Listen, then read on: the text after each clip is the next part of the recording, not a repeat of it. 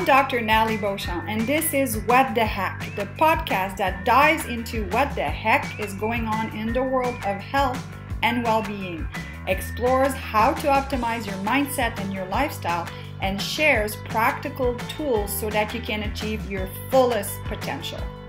Join me and a special guest each week as we discuss everything from biohacking to diet personalization to cutting-edge detox methods to setting and staying accountable to your goals. Ready to find out what the heck you can do to stay healthy, sharp, and at the top of your game? Let's get started. Hello everyone, Dr. Nathalie Beauchamp here, and welcome to this week's episode of the What the Heck podcast. So today for the podcast, we have a bit of a, I won't say a touchy, but a bit of a taboo topic. And you know, I can see Jackie going, no. We're going to be speaking openly about incontinence and pelvic pain for women. And to do this, I've invited a good friend of mine who is very close to me here in Ottawa. And this is Jackie Leduc. Welcome to the show, Jackie. Thanks for inviting me, Dr. Nathalie. Cool. So Jackie, I always, ask my guests to sort of have a bit of a, because you and I have known each other for quite some time. But if you don't mind telling your story and how you got to be where you're at and with what you do. With what I do. Great question. It's been a long journey. I've been in the fitness industry since the early 80s. I did my undergraduate and graduate studies at McGill University in physical education and exercise physiology. I've been studying the body ever since. I've been taking every course that I could think of that has to do with the body movement, body-mind connection, trauma in the body. So, and I've been teaching since the early 80s, the headbands and the leg warmers and the thongs and all that. Yeah. I remember that very well. Actually, just the other day, I was going through pictures and I saw a picture of me exactly dressed like that, Jackie. So you painted a good visual. Yeah, it's the time. So I've done everything. I've done every fad, I've taught step and kickboxing and slide and aquafit, and I've done it all. I've taught everything that's been possible, even anti-gravity, upside down yoga. I've done it. So I've experienced seeing bodies in movement, different bodies in movement. And I slowly, moved into more therapeutic and looking at, I'm looking at people going, there's no one size fits all. And I'm getting even more passionate about that. And to come to where I am with the topic of pelvic floor is that I was taking a training that's called Yoga Tune-Up. And it's quite an intense training, and it's using therapeutic balls. And one of the things we were asked to do was to take, a really big ball and sit on it. So you get your pelvic floor or private parts directly on the ball. And as I'm doing, I'm thinking, this is horrible. But the next day, one of the participants, she says, oh my God, I had the best sex ever after this. And I'm thinking, wait a second, we didn't experience the same thing. There's no way. I hated it. I was bruised. And she was like, whoa. So I thought, okay, there's something here. I'm not sure what. And then I got a call from a friend who heard that I was starting to, talk about pelvic floor and the massage and things like that. And she goes, there's this amazing medical device that'll help with dryness and the thinning of the vaginal wall. And I went, okay, that's very interesting. I'm at that stage of that might be something for me. So I tested it out. So it snowballed. And then I did an information session at one of your events. And the ladies that attended were just going in the 25 minutes, 40 minutes that I had to talk to them, right? And it just went, and I kept studying, and I started taking courses from pelvic floor physiotherapists, experts in the field, non-internal pelvic floor, introductory courses, and courses on the link between lower back pain, and pelvic floor issues. So I've just been going down the rabbit hole of studying. It's been 3 years now, and I've been doing workshops. I started like 1 hour intro sessions, and then 3 hours, then 4 hours. And now it's a 6 hour, 1 day program plus a whole online program. Yeah. So it's just been a passionate journey. I know. And it is cool when you start digging into a topic and, you know, really mastering that. So I have 3 questions for you today. And one of them is, to Kegel or not Kegel? That is the question. And I know a lot of people are being told that, you know, I was told in university that was the way to go. So can you elaborate on that? Because so many women are still doing them, and I believe they're counterproductive. So why don't you elaborate on that, Jackie? It's a phenomenal question. To Kegel or not to Kegel, that is definitely what people are wondering, because they go online and they check YouTube and Google, and there's so much information and it's just all over the place. So the answer is, maybe it's the right thing for you. Maybe it's the worst thing for you. We don't know until you can figure out what's going on with your, you can call it your lady parts, your pelvic floor. So for some, it could be the most detrimental thing ever. And for others, it's what's needed. So there's a little bit of, you know, what needs to be looked at. First thing is, like any other muscle, if your muscle is constantly contracting, you know, you hold your shoulders, and you see it all the time. You hold your shoulders and you hold the tension there. Guess what? It's going to hurt. And holding your shoulders even more is not going to help to get rid of the hurt. Okay? So the pelvic floor needs to be the pelvic floor. Okay, there's a lot of muscles in there. It's not just a muscle. There's a bunch, and they go different directions, and they have kind of different roles. They need to be able to contract, and they need to be able to relax. So if they're not capable of relaxing, doing more Kegels is going to worsen things, right? If they are weak because of they haven't been engaged, then doing the contractions, pelvic floor contractions, are a wise thing. Now, how to do them, it's really not something you need to learn through a video.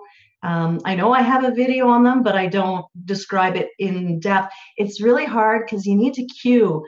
And very often you need a pelvic floor physiotherapist to help you, because you need somebody to do an internal assessment. And pelvic floor physios are the only ones allowed by law to do that. So it's important to, if you're really unsure of what's going on, a session with a pelvic floor physio, you know, solves the mystery. They'll test, they'll go, okay, well, one, you might be hypertonic, which means it's just overly contracted. And those muscles will feel like a steak, like a hard cooked steak. If they're supple and they're able to contract well, they feel more like, raw chicken. You know how that feels, kind of slimy and mushy, right? So they need to have the right texture. They'll be able to tell you that, and they'll be able to test and say, all right, do a pelvic floor contraction, or what's commonly called a Kegel. And they'll be able to tell you, well, yeah, you're contracting in one spot, but not in another. And you might be doing this, but you're not doing this. And there's so many details to it. So the question, to Kegel or not to Kegel, we can go on for hours on exactly how the technique can be. But I really cringe when people go, oh, just Kegel and it'll take care of it. Yeah. You'll notice. You know, it's the same thing with overall health or diet or exercise. And I don't know how many times a day I say it depends to a question. Depends. And because there's no one size fits all. So I could not agree more to get assessed. And, you know, it's kind of a touchy thing. And, why are we getting touched? Yeah. Well, literally, yes. Why don't you describe some of the symptoms that people, obviously painful sex, having to pee all the time, I'm guessing is a very common one. Very common. When you're exercising and so forth. So I think it's important for women not to be shy, to consult. And a lot of people don't even know there's such a thing. So like you said, physiotherapists are greatly trained at that, especially the ones that specialize in that. And the results can be amazing. Now, from a low back point of view, of course, as a chiropractor, I can see changes with my patient, just making sure that their nervous system is free of interference. But at the end of the day, I always say it's your wellness team. It's people working together. And I know you teach yoga not far from my clinic, and I know that I send people to you all the time because I love yoga, period. But I also love the fact that when you're teaching, I know that you're looking at people movement and so forth. So that's a major plus. So another question is, I never had a baby. Why do I have to pee all the time? And you and I have had this discussion. Doing CrossFit for several years, the double unders were just, not good at all. So what are the most common reasons for that, Jackie? So like you alluded to it, some people, yes, they've had a baby and there's a period of time, you're going to pee yourself. I remember right after giving birth, of course, you and I, we love to work out, and we're kind of like, we can do this. So I went back to teaching high impact aerobics probably 2 weeks max after having my first baby. Don't do that. 6 weeks minimum. And I started jumping around teaching my class, and I'm like freaking out going, oh my God, I just peed myself. I left a puddle. So I went to somewhere else in the room, jumped around, left the puddle there. So I was leaving puddles everywhere. So yes, after having a baby, you will pee yourself if you jump or sneeze or cough, because, there's been a lot of disruption down there. Now, after you've done, your 6 weeks of taking care of yourself and progressively improve, your fitness and body, there shouldn't be any more urination when you sneeze, laugh, jump, right? So when there's that case, and also, okay, so that's for somebody that had a baby, but like, there are some athletes that the double unders, they've never had a baby, and they're peeing themselves. And it's almost a joke because, they have a mop ready and towels ready now at those gyms, knowing that this is going to happen. And it's almost considered normal. And you must have given a good effort if you did that. That's not a good thing. No. So what's going on could be a whole gamut of things, but I'm going to focus in on pretty much one, is your core is not functioning together well. Now, your core is, you start up high with your diaphragm. That's underneath your ribs. That's your breathing muscle. That's the top. Then you've got your pelvic floor. And then you've got along the spine, the multifidus muscles, and then that muscle that goes all the way around like a girdle, which is your transverse abdominals. So those four create the canister that's called your core. A lot of people think the core is, the six pack and the obliques and all. That's not your core. Yes, it's your abdominals, but what we're going to focus on is that canister.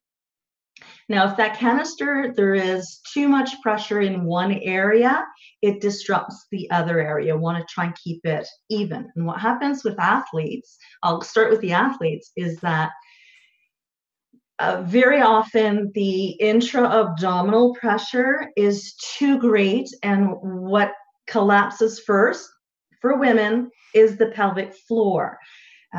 So very often athletes, they end up, drawing in their abdominal content, their abs, pulling in their belly to have that beautiful shape, nice flat, trying to find, the athletic look. They pull in their belly, and the effort that they create with the load that they have is greater than what the canister can handle. So if you're pulling in your belly, you've weakened your canister. And if you have an, extra exertion, well, the first thing that's going to go is your pelvic floor. It doesn't matter how many, contractions you've done. And chances are, as an athlete, you've been taught, hey, do a pelvic contraction, pull the belly in, then exert. And when they exert, very often it is a bearing down that happens, like there's a push down, rather than a bracing more into the transverse.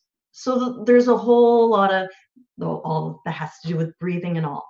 Now, for women that just had a baby, the same kind of thing. Or even, you know, myself as, God, I can say I'm older adult. Damn. No, I'm not dealing with incontinence. I have a whole other issues that I wanted to learn about. But even I meet women in my age. I'm 55, and you know they do pee themselves when they sneeze, laugh, and they laugh it off, going, "Yeah, we do that." And there's diapers, and the commercials encourage me to use them in the pads, and I'll do that. And there's nothing I can do because I've tried my Kegels. Well, we talked about the Kegels not being very good. If you've tried your Kegels, and you did them, and you know, maybe you're able to do a certain level of Kegel, but there's an alignment issue in your body. There's an alignment, you know, pelvis is off. You need spinal, adjustment. Your breathing patterns aren't right, so that canister is not the pressure is not correct, and the canister meaning the abdominal content. So it can be that your Kegels are not right, you're doing them wrong, or it doesn't matter how you do your Kegels, your alignment is off, your breathing pattern is off. You have really bad lifestyle habits, and as bad lifestyle habits as I mean is the way you go to the bathroom is wrong, and you don't think of that. You know, maybe you've been pushing when you've peed rather than relax. You know, you need to pause when you pee rather than I'm in a hurry, I'm going to push this thing out and get back to work. Yeah.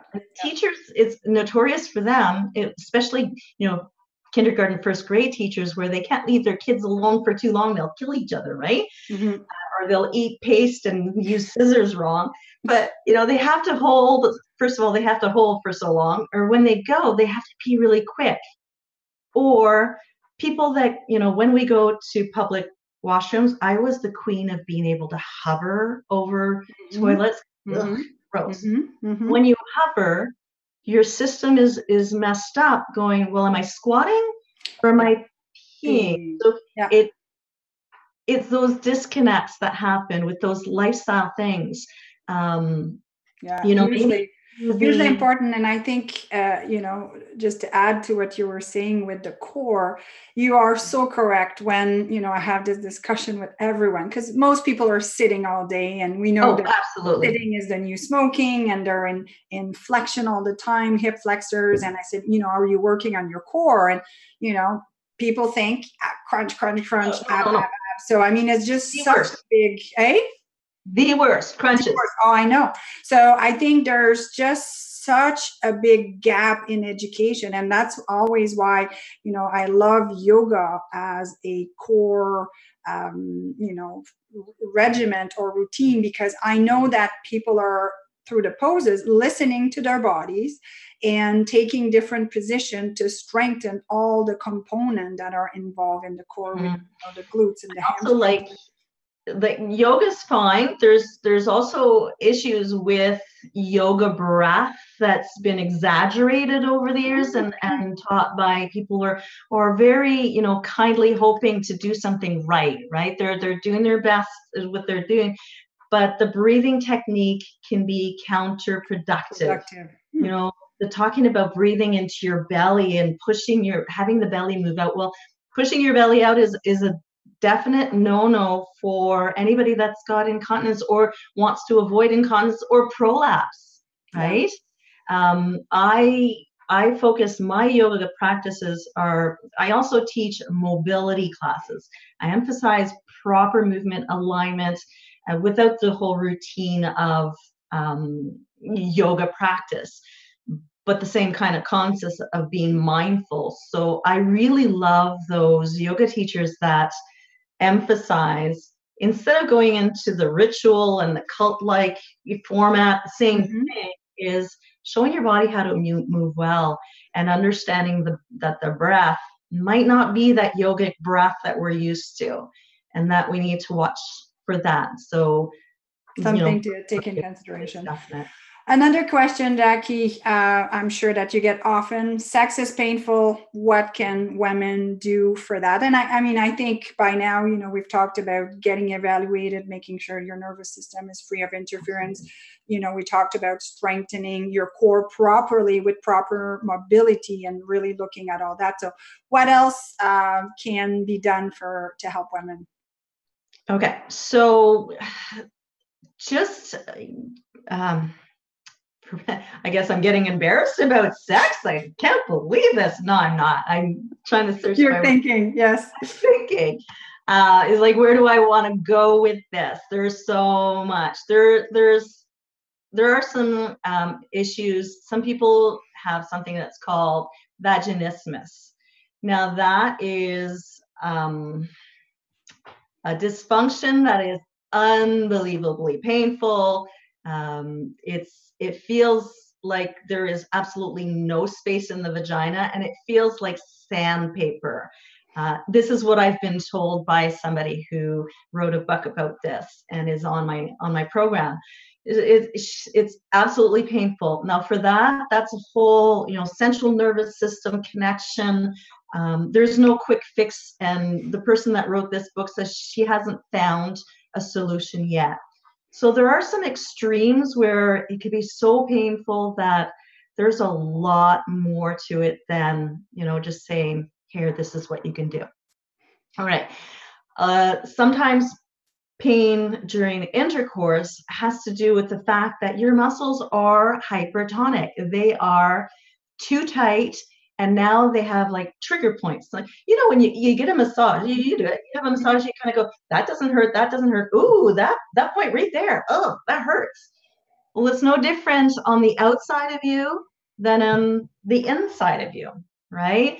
So all those muscles that form the pelvic floor, there can be some points that are very, very tender, and they need to be released. You can have that done by a pelvic floor physiotherapist, or you can do it yourself. There's, you can get your fingers in there and press on those points that you're like, oh, that's kind of tender, and hold, and just be patient, and not poke and prod and rub, but just gentle massage. There are tools available. There's something called the wand. If you Google that, go on Amazon. It's an S-shaped curve. I forgot to bring it. I'm sorry. But it has an angle. You can see it on my online program. I teach it. I actually show how to use it on a non-live model. But you insert and you press and you hold. And there's one particular muscle that is kind of notorious for pain, is the obturator internus, and the only way you can get to it is internal internus. And releasing that can just let things go, so that when you have thrust or even during orgasm, the contractions, there won't be the pain's going to subside slowly but surely. So that's muscle. But there's also, there's more than three, but I'm going to talk about three, is it could be that there's thinning of your vaginal wall, right? As we get older, it gets thinner and less lubricated. So there can be tearing, and it's just not nice. And again, it'll feel raw. And I know that I've found a lot of relief. That was one of my issues 3-4 years ago, when my friend called me and goes, hey, there's this thing called the V-Sculpt. It's not on the market yet. So I checked it out. I bought it before it was on the market, and I tested it out. I said, if this works for me, I'm sold. And it worked for me. The difference was night and day. So I know that the unit is kind of promoted.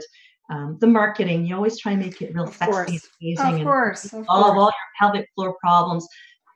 I know for sure that it takes care of the thinning of the vaginal wall. It helps with collagen and elastin and the mucosa of the lining. So definitely makes it plumper, thicker, more lubricated, more like when you were in your 20s. So it is a good option to help. Some people can go for, there's laser therapy that's thousands of dollars. People have said they've had some success.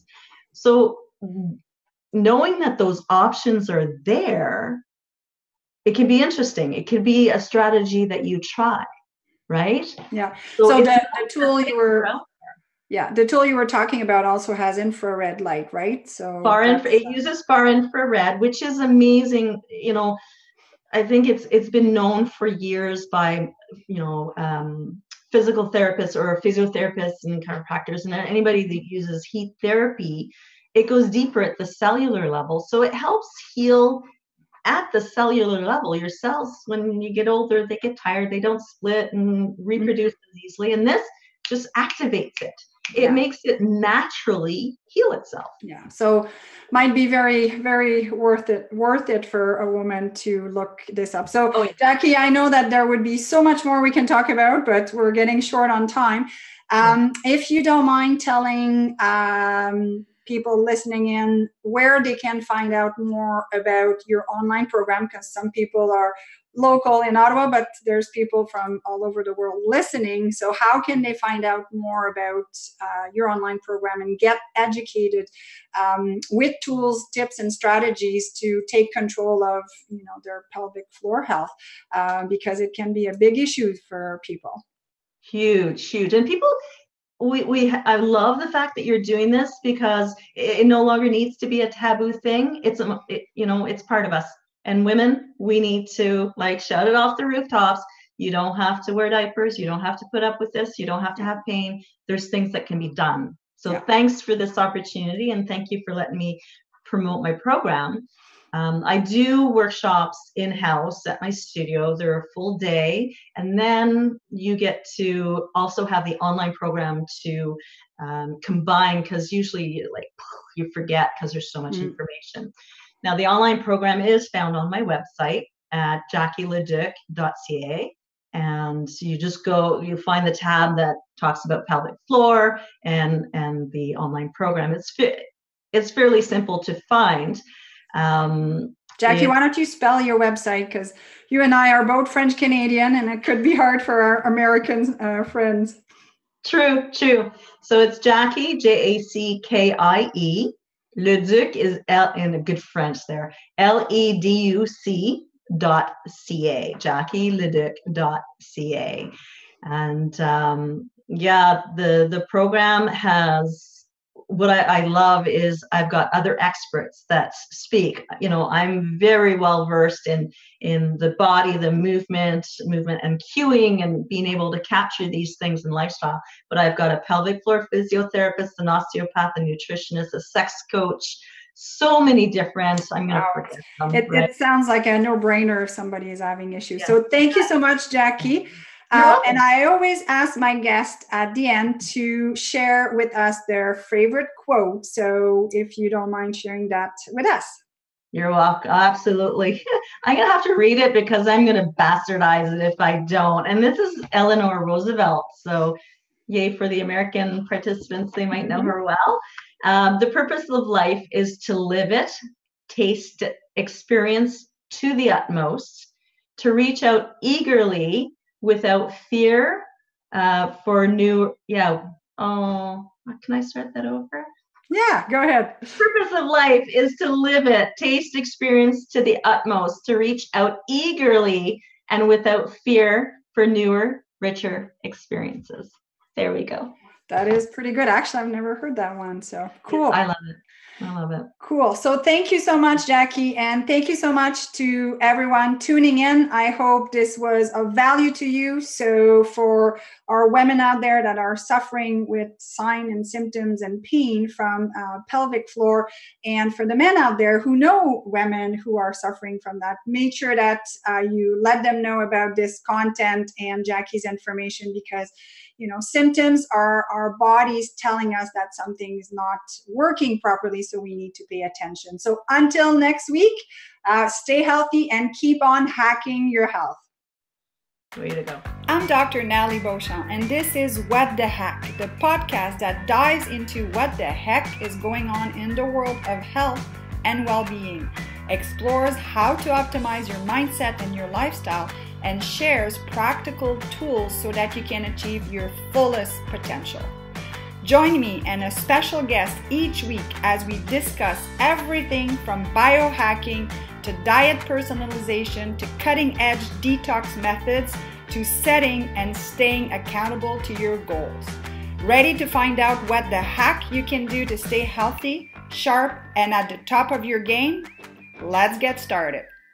This has been a Wellness on the Go production.